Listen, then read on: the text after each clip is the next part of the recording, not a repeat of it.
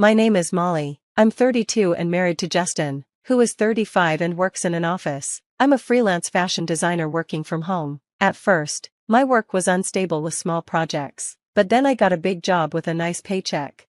This gave Justin and me a chance to move into a fancy apartment. Since I wanted to live in a place like this, I agreed to pay the rent myself. Justin was happy, and I thought everything was going great, but things took an unexpected turn. One day, Justin brought his mom, Betty, over to our apartment. Betty is 65 and had been living alone since her husband passed away 3 years ago. "Hi, Melly," she said. "Hi, Betty, it's been a while, what's going on?" I asked. "Well, she wants to live with us," Justin said awkwardly. "Why?" I was surprised. He explained that Betty's house was old and falling apart, and she didn't have much money. She wanted to move in with us for a while. "Oh, I see," I said, though I wasn't thrilled about it. Our apartment felt like a private space just for the two of us. Betty was almost a stranger to me, so I didn't feel comfortable. "Please," Justin begged, "her house is falling apart. I'll make sure she finds a new place soon." "Okay," I agreed reluctantly, thinking it would only be temporary. A month later, Betty moved in. "Thank you for letting me stay here," she said. "No problem," I replied with a fake smile. "Make yourself at home." "Sorry to ask right away, but can I borrow some money?" she asked. I was surprised. She had just moved in and was already asking for money. "I've been seeing the doctor a lot, and it's expensive. Could you lend me $300? She said. I felt bad but understood that health issues could be costly at her age, so I gave her $650. Then, one day, Justin asked for my advice. "I think we should get a new car," he said. I was shocked. "We just bought a car 2 years ago." "It's too small, we need a bigger one." I didn't see the point. We didn't need a bigger car. It was just for the two of us, well, 3 if you count Betty. "It's because my mom doesn't like it," he explained. "Why does she care about the car?" I was confused. "She wants a nicer car, like a Mercedes," he said. "What? We can't afford that. Does Betty even drive?" I couldn't understand why she was complaining. "I'm not buying an expensive car," I told him. "Tell her to." I didn't see why this was a big deal, but it didn't end there. Betty asked me for money again. "My medical bills are piling up. Could you help me again?" she said. "Should I be worried about your health?" I asked. She hesitated before saying, "Not really, I'm just feeling a little down and having trouble sleeping. The therapist is expensive. I'm really sorry." "How much do you need?" I asked. "About $1,000, she said. I was shocked. Therapy sounded so expensive. "My insurance only covers a few sessions. After that, I have to pay part of the cost," she explained. I was stunned but tried to understand that health treatments could be pricey. Even after that, Betty kept coming up with excuses like medical bills or transportation costs to visit sick friends, all to borrow more money from me. When I realized she had borrowed over $5,000, even though my job was going well, I was getting frustrated.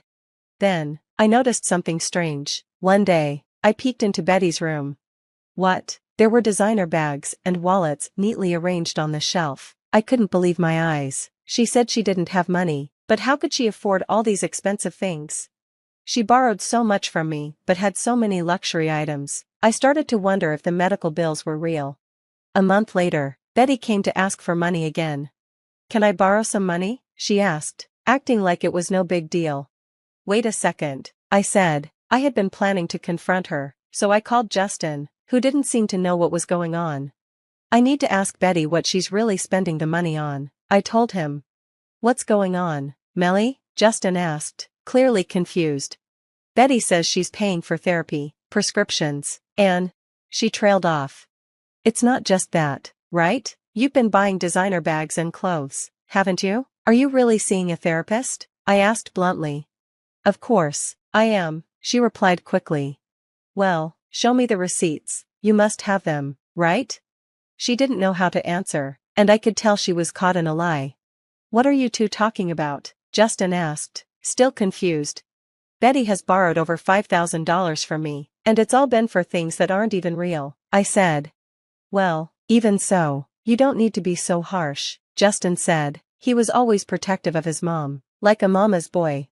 I don't have any receipts. I've been shopping and eating out with friends, Betty finally admitted. I thought to myself, it's crazy that she acts like she has no money, but is buying all this stuff. She wasn't depressed at all, it was all a lie. You need to pay me back right now. Betty looked at me with sad eyes. I can't pay that much back right away, she said. I've had enough, I replied, pointing to her room. You have all this designer stuff in your room. Sell it if you have to, but if not, you need to move out.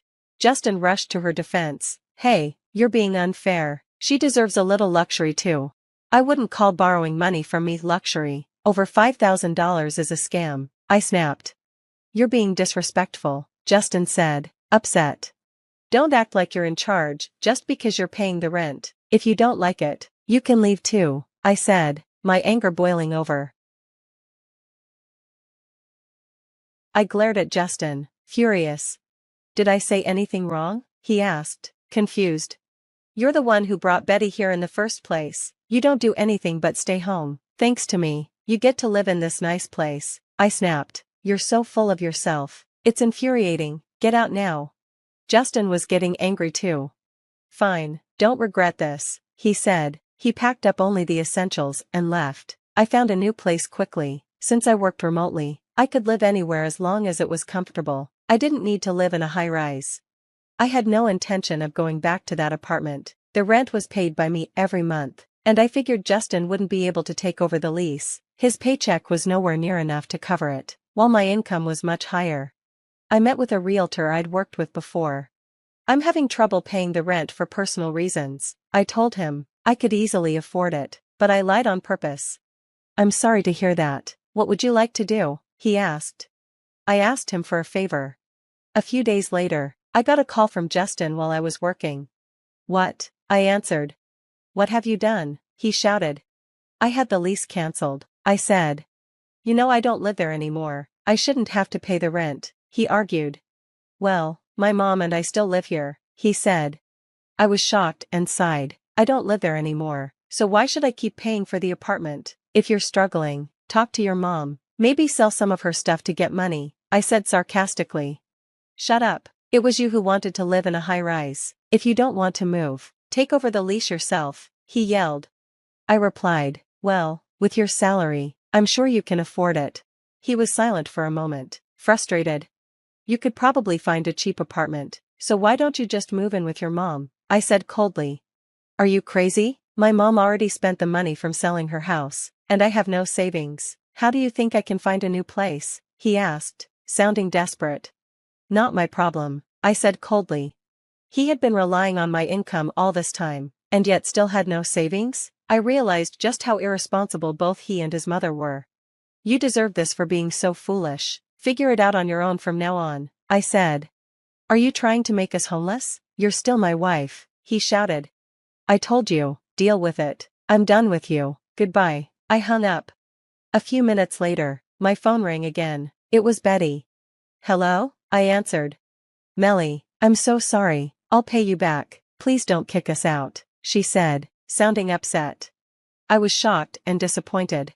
I don't want to teach you lessons, but you should live within your means. If you only have a small retirement, then live accordingly. If you want a better life, you have to work for it, I said. As a freelancer, I knew the reality. If I wanted a certain lifestyle, I had to earn it myself instead of depending on others. I'm sorry, Betty said. It's all my fault. I'm sorry, but that apartment has already been rented to someone else. You really need to move out. This is a legal matter, I told her coldly and ended the call. Later, I heard from the realtor that Justin and Betty had begged him, in tears, to keep the lease for them, but he told them a new tenant was moving in, and they had to leave.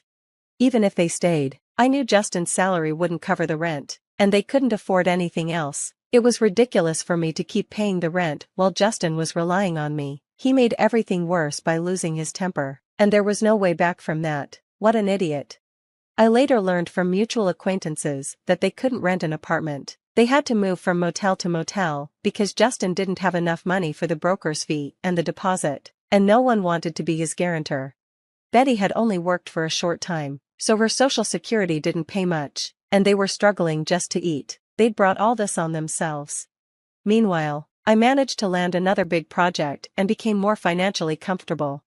Looking back at our marriage, I realized that depending on each other too much is not sustainable, whether it's money or living situations. Relying on your partner too much only leads to pain when things go wrong.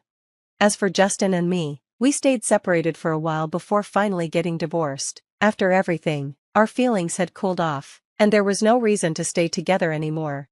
Now that we're strangers, I feel relieved. If I ever marry again, I'll be more careful. I'll take my time to find the right partner. The divorce taught me a lot about life from different perspectives.